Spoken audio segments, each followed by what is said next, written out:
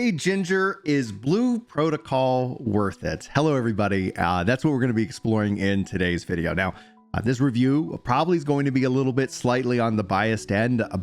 I have been following this game for a long time. I even had a dedicated channel to it before it essentially shut down and was reborn as Blue Protocol Star Renaissance.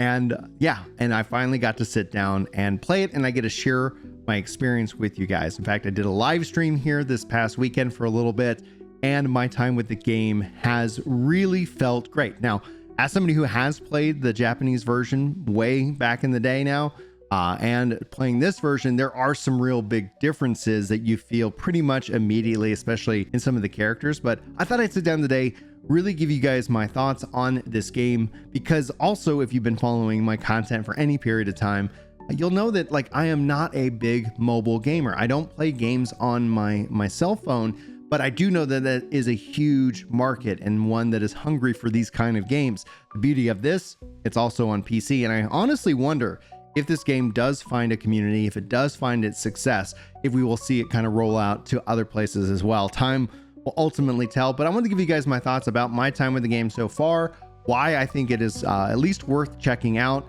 some things that you should watch out for, especially with these kind of games. It's always kind of a concern. I never, for example, when it comes to gacha aspects, that's something I keep my kids out of the loop from, because I don't want to train their brains in that kind of gambling mindset. So if you struggle with gambling, if that's something that is something that you have long struggled with, I would definitely never recommend a gacha game to you. But if you're somebody who is balanced in terms of how they choose to spend and support a game, then I think you'll be just fine in this case. So let's start with, I think, the really good things.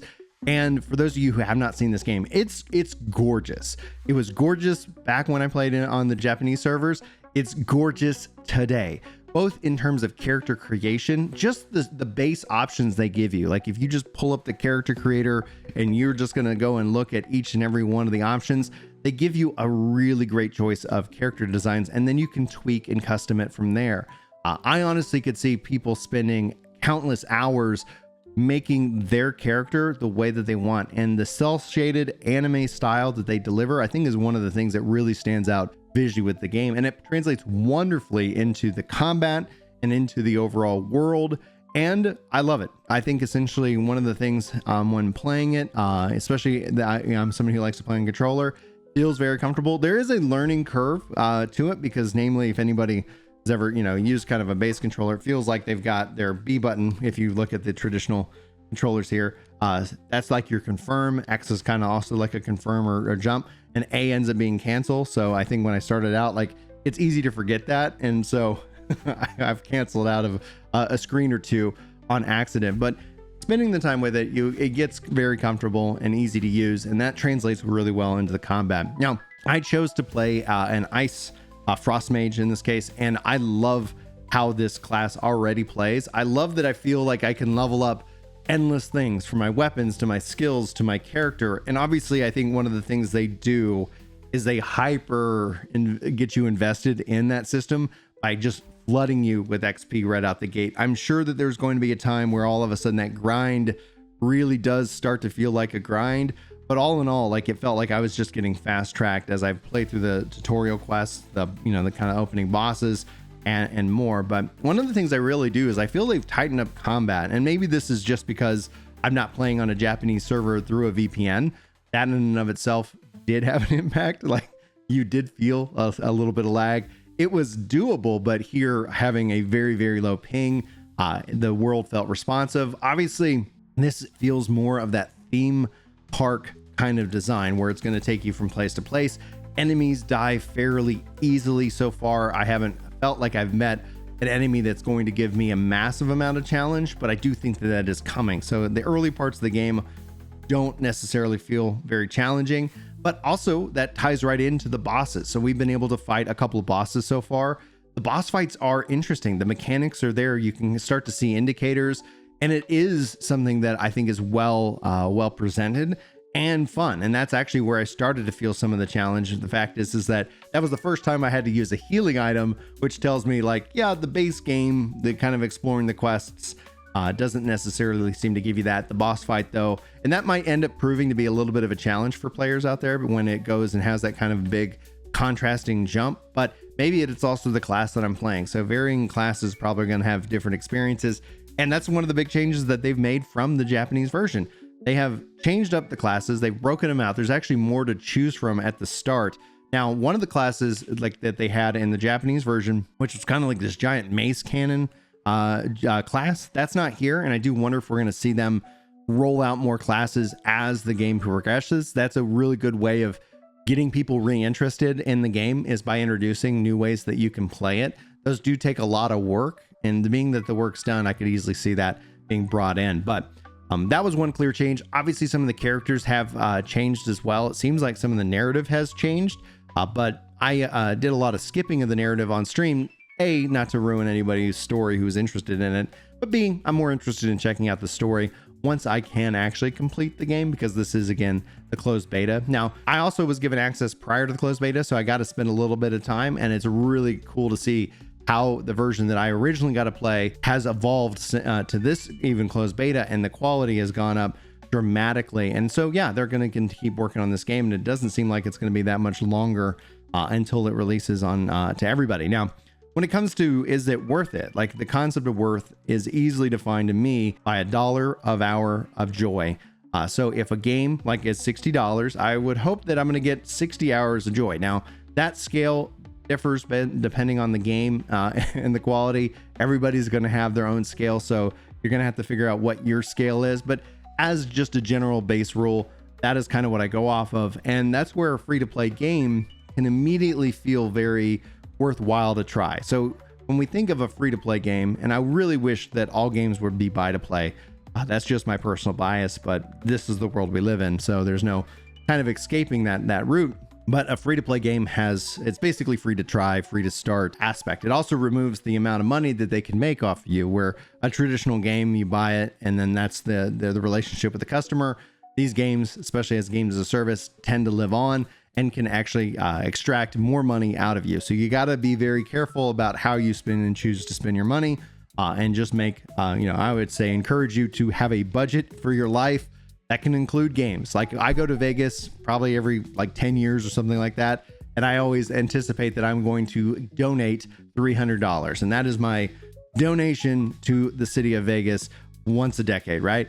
Same concept with these kind of games. That's how you got to treat them. And that's why I would encourage that if you have a gambling addiction or any struggles with that, this is not going to be the game for you. But outside of that one caveat, as long as you're financially responsible, I think these games are perfectly fine, and they're fine to monetize it this way, as long as that's what they've envisioned it. What I would find frustrating is that the game came out as a buy to play, and they're like, hey, we're not going to have a cash shop, and then all of a sudden it transitions. So from the start, you know that it's got the gacha mechanics. The difference here in something like Genshin Impact is your mechanics are going to be unlocking various different cosmetics and those different things. So at the core of the game in the closed beta, obviously they've said that they're going to refund people any kind of money that they spend on it, because they want to test out the cash shop itself.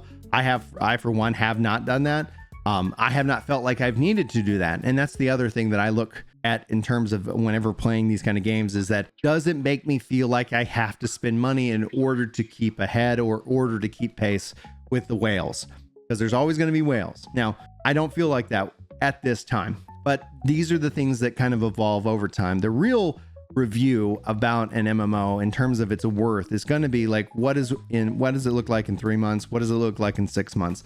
This is going to be a game that you're going to see it really, I think, pop off really quick. But within those games, within any kind of MMO that does have that easy to access, easy to play aspect to it, it can also have as quick a drop off. I've never worried about the drop off. I've never worried about the hype. Hype numbers don't represent kind of the true worth and the true enjoyment that a community has with a game. It is always fun when your game is the most popular, but that is something that just ebbs and flows with time, and we see that time and time again. So I'm not going to be sitting here. You're not going to see this game, whenever the drop happens, the death spiral with any of these games, it's all about they can keep putting out content. Are they making enough money to cover the development? And if that ends up being the case, this could easily be one of those games that has a massive impact. And one thing that I really did enjoy, my time, the combat, the characters, the world, the animations, all of this stuff is really feeling like a high quality game. One that, again, my time and effort in running a previous channel that has since pivoted to the podcast channel, Gaming Roundtable. I think it's one of the links in the description if you guys want to check out the show. We do it every Friday live over on that channel. Would love to see you over there. But yeah, that's also a great way to support the content here. If you're like, hey, I'm already subscribed, Brian, and I love, watching your videos. Well, if you also take part in the podcast, that would be awesome too. No pressure whatsoever, but I'm just glad that you're here and to this part of the video. So if you're not in the closed beta, I'm sorry, I don't think that they're going to be adding it anymore. I'm hopefully maybe we'll get another stream or two in before the closed beta ends. I'd like to see if I can't put some more content in on it. I really want to keep playing this game. It is a lot of fun. It's going to be one of those games that I feel like I can invest in every so often. And if they open it up, because it is on PC, so if I can play this, like end up playing on my Steam Deck, or if I can play this on my handhelds, that's going to be great for me. If they end up bringing it, I think this would be a perfect game also on the Switch as well. Even Switch 2, I think it probably even run on the OG Switch, but needless to say, like, I think I'm very curious to see if it's successful, because I think those realms would be very beneficial to all of us. And so that being said, if you played the game already, I'd love to hear your thoughts. If you're interested in the game, I'd love to hear your thoughts. If you have no interest in the game, hey, thanks for being here. The support is incredible. So I'm gonna leave you guys with that. Just always, again, know who you are as a person, know your strengths and weaknesses. And if your weaknesses is gacha, where you would just spend endless amounts of money, I do not recommend it. But if you don't fall into that category, I think this is a great game to try. See if it ends up being for you visually, combat wise. I don't see any issues, and it's really exciting that we're so finally close. Because I was hurt when they closed it down. I was like, I pivoted the channel to the podcast because I was like, and people were like, are you gonna go play this game? And I was like, at the time, I was like, I'm done. Like, I'll wait. I'm not gonna invest as much time into it. And I'm glad to see it getting a second life. And I hope that it in and of itself is successful, because it really is a cool thing. I have enjoyed my time, both when I was playing in the Japanese servers, but even more so now. And I think that speaks highly about the game itself. Anyway, thanks guys for hanging out with me. Hopefully you got something good out of this video. Hopefully I'll see you in the next one. But until then, take care.